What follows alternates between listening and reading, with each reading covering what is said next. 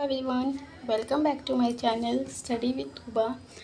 आज हम लोग करने जा रहे हैं अपने साइंस सब्जेक्ट के चैप्टर नंबर 3 की स्टार्टिंग। इससे पहले चैप्टर नंबर 1 और चैप्टर नंबर 2 हम पहले कर चुके हैं। अगर आपने वो वीडियो नहीं देखा तो मैं डिस्क्रिप्शन बॉक्स में उसका लिंक डाल दूँगी, आप वहाँ जाकर उसको चेकआउट कर सकते हैं। चैप्टर नंबर 3 है हमारा फाइबर टू फैब्रिक। फाइबर क्या होता है, व्हाट इज़ फाइबर, यही हम लोग इस चैप्टर में पता करेंगे। बेसिकली मैं आपको बता देती हूँ, फाइबर होते हैं जो छोटे छोटे से रेशे होते हैं ना, धागे के अंदर के भी जो रेशे होते हैं उसको बोला जाता है फाइबर। एंड फैब्रिक क्या होता है, फैब्रिक होते हैं हमारे कपड़े, हमारे क्लोथ्स, उनको कहा जाता है फैब्रिक। पहेली और भुजो ने एक साइंस क्विज में फर्स्ट प्राइज़ जीता तो उन्हें प्राइज़ मनी मिली। उन्होंने क्या सोचा कि जो हमें प्राइज़ मनी मिली है उससे हम अपने पेरेंट्स के लिए कपड़े खरीदेंगे।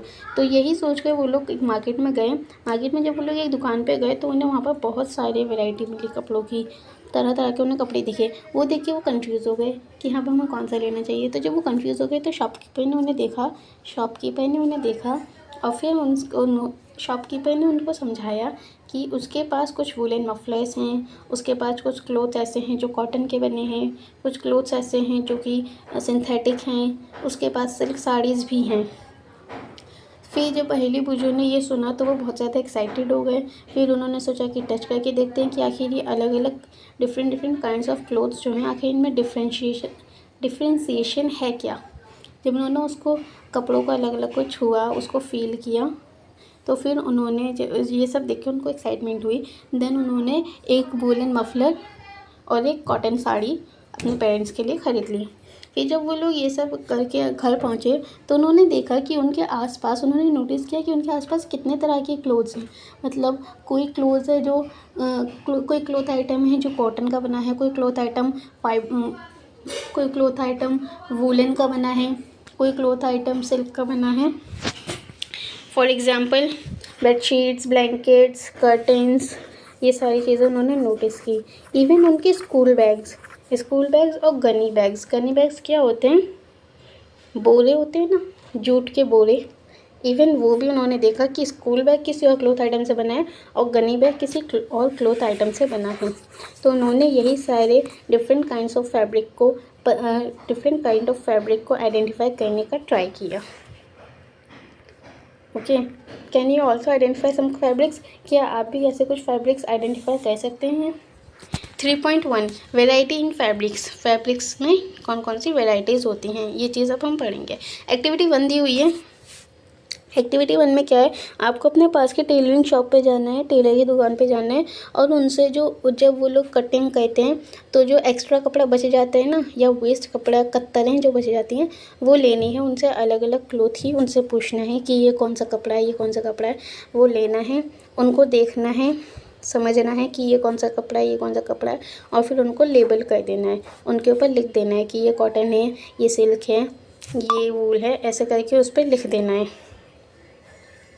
जब आप लोग उसकी लेबलिंग कर लें, उसके ऊपर नाम लिख लें कि कौन सा कॉटन है, कौन सा सिल्क है, कौन सा वूल है, जब इतना हो जाए फिर उसके बाद आप कोई भी कॉटन पीस या कोई भी वूल पीस उठाइए, कपड़ा उठाइए और उसको देखिए। जब आप नोटिस देखेंगे तो वो एक प्रॉपर एक पीस दिखेगा, बट जब आप उसको ध्यान से देखेंगे तो उसमें आपको दिखेगा उसमें छोटे छोटे धागे हैं।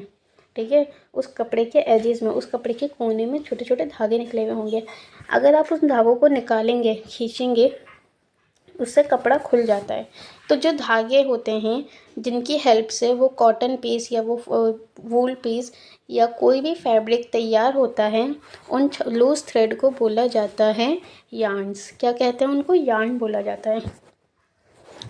यही आपकी एक्टिविटी 2 में कि जब आप उन यार्न्स को निकालेंगे, उस कपड़े को नोटिस करेंगे, फिर उसमें से वो यार्न निकालेंगे, तो वो जो लूज थ्रेड होते हैं उनको यार्न कहते हैं।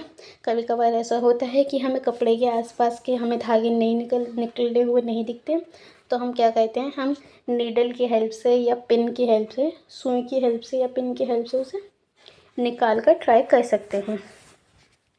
अब जब आपने वो यार्न निकाल लिए तो आप क्या करिए, आप उस यार्न को, उस लूज थ्रेड को एक तरफ से तो अंगूठे से दबाइए, किसी टेबल पे रखकर एक तरफ अंगूठे से दबाइए और उसके दूसरे एंड को अपनी उंगली के नाखून से ऐसे पुल कीजिए, खींचिए।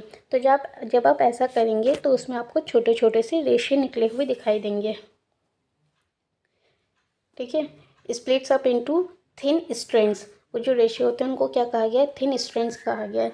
या फिर आपने नोटिस किया होगा जब भी हम सिलाई करते टाइम सुई को पिरोते हैं, ठीक है, सुई में धागा पिरोते हैं, तो जो धागा पिरोते हैं उसमें से ऐसे कुछ छोटे छोटे पतले पतले से रेशे निकल जाते हैं, जिसकी वजह से धागा सुई के अंदर नहीं जा पाता, डिफ़िकल्ट होता है सुई को पिरोना। ठीक है। तो वो जो थिन स्ट्रैंड्स होते हैं ना, उन्हीं को कहा जाता है फाइबर्स, यानी कि धागे के, यार्न के वो रेशे, वो थिन स्ट्रैंड्स, उन्हीं को कहा जाता है फाइबर्स। जो फैब्रिक है यानी कि जो हमारा कपड़ा है वो बना हुआ होता है यार्न से, और जो यार्न है वो बना हुआ होता है फाइबर्स से। ठीक है। अब जो रेशे हैं, ये जो फाइबर्स हैं, ये हमें मिलते कहाँ से हैं? कुछ रेशे, कुछ फाइबर हमें प्लांट और एनिमल से मिलते हैं, और कुछ रेशे, कुछ फाइबर्स हमें केमिकल सब्सटेंसेस से बनाए जाते हैं। ठीक है। तो जो फाइबर प्लांट से मिलते हैं वो हैं कॉटन और जूट। कॉटन और जूट हमें प्लांट से मिलते हैं, इसलिए इन्हें कहा जाता है प्लांट बेस्ड फाइबर्स। वूल हमें एनिमल से मिलता है। एनिमल से कैसे? एनिमल के जो रेशे होते हैं या उनके जो बाल होते हैं, उनके जो फर होते हैं, फॉर एग्जांपल भेड़ के बालों से वूल बनता है, गोट के बालों से वूल बनता है। इसके साथ साथ भेड़ और गोट के अलावा कुछ एनिमल्स और हैं जिनके बालों से हम वूल फाइबर बना सकते हैं। वह एनिमल कौन से हैं? वो है रैबिट, याक एंड कैमल। ठीक है। अब आते हैं सिल्क फाइबर पे। सिल्क फाइबर हमें कहाँ से मिलता है? तो सिल्क फाइबर, आपने सिल्क वॉर्म सुना है? सिल्क वॉर्म एक कीड़ा होता है, छोटू सा कीड़ा। ठीक है। वो कीड़ा ही हमें सिल्क फाइबर देता है, उसी के कोकून से हमें सिल्क फाइबर मिलता है। ऑलराइट। ये जो हमने एग्जांपल देखे, कॉटन, वूल, सिल्क, जूट, ये तो थे हमारे नेचुरल फाइबर्स के एग्जांपल्स। ठीक है। इनको कहा जाता है नेचुरल फाइबर। तो काफ़ी टाइम पहले, यानी कि हज़ारों साल पहले, जब हमारे पास कुछ भी नहीं था, ना मशीनें, ना नॉलेज, कुछ भी नहीं था, उस टाइम के लोग तो नेचुरल फाइबर यूज़ करते थे। बट आज के टाइम में जब हम लोगों के पास मशीनें हैं, हम लोगों के पास जानकारी है, हम लोग चीज़ें सीखते हैं और नई चीज़ें बनाते हैं, आज के टाइम में कपड़ा जो है वो केमिकल सब्सटेंस से भी बनाया जाता है। ठीक है।